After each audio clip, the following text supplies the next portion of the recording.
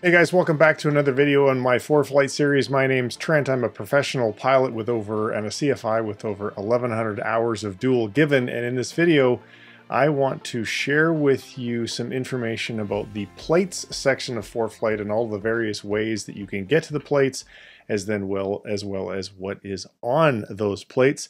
So without further ado, let's go ahead and jump right into Foreflight and a look.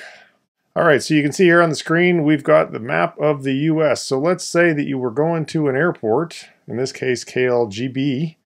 So show on map. And then how do you get to the plates? Well, there's a whole lot of different ways you can do it. First of all, let's get rid of this. Let's say that you were approaching the airport and you wanted to choose a procedure. That's this button up here in the top right. And then from there, if you wanted to do an approach, third one down on the left, you're going to choose approach. And if you wanted to do the ILS runway 30, you would choose that. And then if you wanted to choose an initial approach fix of ESKEL, you would choose that and then click add to route. Now, when you do that, you can see here that the plate is going to be overlaid on top of the map, which I find not ideal because I really like to use the map for traffic separation as well as situational awareness. And when I put a plate on top of it, it's just not my personal preference.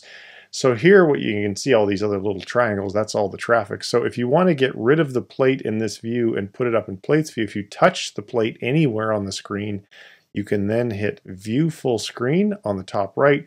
And now if you look along the very bottom, you can see that the plates tab is highlighted in white, and now we have a full view of this particular plate. Now if you wanted to go back to maps and you hit the map button on the bottom left, you can then now choose where you can see on the right hand side of the screen where the KLGB, where the little blue inset is out, you can hit hide plate right there, which is what I just did, and now that plate goes away.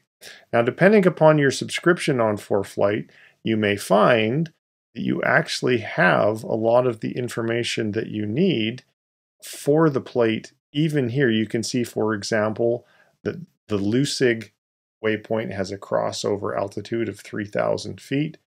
Then after that, we've got Gunny at 1,600 feet. And then after that, we've got the runway threshold for 30. So a lot of that is the same information that you're going to find in the actual profile view or on the plate itself. Now I do have other videos here on the channel that talk about approach plates in detail, so I'm not going to do that in this video. I just want to make sure that you know all the ways that you can get these approach plates onto your screen. So the other thing you could do is you can go back and you can touch up in the flight planning view here where it says ESKEL ILS runway 30. You can actually touch that, and from here you can say show plate, and it will show it back on the main screen as it was done before. So we'll get rid of that. The other thing, so let's go back to maps. If you type this in, you can actually also change your approach and therefore change the plate that you're looking at. So the top choice, replace ESKEL. So you could manually type something in, which wouldn't be my preference because I wouldn't have it all memorized. Or you can go back and you can activate your approach, activate vectors to final. You can change the approach, and this way you don't have to manually type it in. So let's decide, oh, you know what? I'd actually rather fly Windsor favoring 12. So we're going to fly the RNAV runway 12, and we're going to fly that. There's only one transition, which is Brecky. So we're going to go ahead and add that to route. So now it changes the plate, so we can again go view full screen. There's the new plate with all the clutter that we see on the map view. And now we can go back to the map view and hide plate. And if I just hide the traffic here for just a minute, just to kind of declutter this a little bit, there you can see we've got our initial approach fix of Brecky at 3,000 feet. And then we're going to go down to Juxit at 2,500 feet, maximum of 200 knots, which is not a problem in a Cessna 172.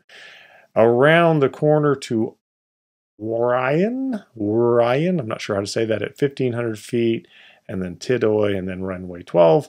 And if you go back in the plates view, you're getting all of that same information in the plan view, which is the section here where you can see the water kind of in the middle. It is, well, it's not really highlighted, but it's this section here. And then of course you have your profile view, which is your step down altitudes, which is this section here. And when you're briefing your plate, and again, I'm not going to do that in this video because I've got other videos, and I'll put a link in the description to my videos on how to brief a plate, but nonetheless, that is an example of an approach plate. Now, the other thing you can also do is you can go with that airport selected, and you can choose procedure, and you can choose if there was an arrival that you wanted to do. You've got all of these arrivals. If there was a departure, then the departure would be available to you here. There is a hold and so forth. So there's a lot of information there, so we'll just discard that. And there's a lot of different ways that you can get to that information. One other final way, you choose the airport, you show it on map, and then you choose Procedures tab. So right now we're on the Info tab. If we go forward to the right, that's the Procedures tab. And then we've got Departure, we've got Arrival, we've got Approach. And again, all of those approach plates are there. Now, if you don't have a Jeppesen subscription, you won't see the Jeppesen plates, but you're going to see the FAA plates. So again, ILS Localizer Runway 30, that would be that one there, and it puts it automatically into the plate view for us.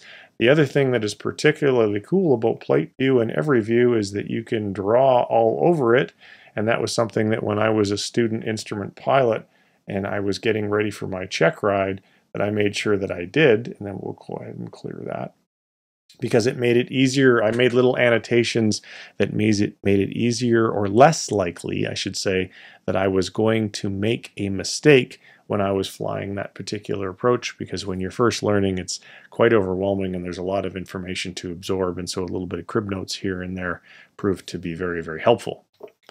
And then finally, if you touch, for example, up in the top where we've got the Brecky RNAV runway 12, if you touch that again, and then you choose 3D procedure preview, it's actually pretty darn cool. And now you can simply take your finger along the time slider along the bottom, and you can go ahead and you can slide through that and literally watch the approach be flown in 3D. So if you were going into an airport that you were very unfamiliar with and you wanted to make sure that you'd really done a terrific briefing beforehand, you might find that that is also a tool that you would like to use. So that is it for my various ways that you can access plates in Foreflight. I probably didn't cover every last little itty bitty detail, but I don't want to make the video too long or too boring. Hopefully you found value in this. If you did, I would love it if you would like and like the video so that Google will show it, or YouTube rather, will show it to more people. If you have questions or comments, please leave those down below. If this is your first time watching a video and you'd like to get notifications of additional videos, you can like here or subscribe to the channel here on YouTube, and or visit my flywithtrent.com website where you can become an email subscriber, and then you would get an email each time that I published a new video like this. Thanks very much for watching. I really appreciate your time, and I hope that you found this valuable. Take care. Bye-bye.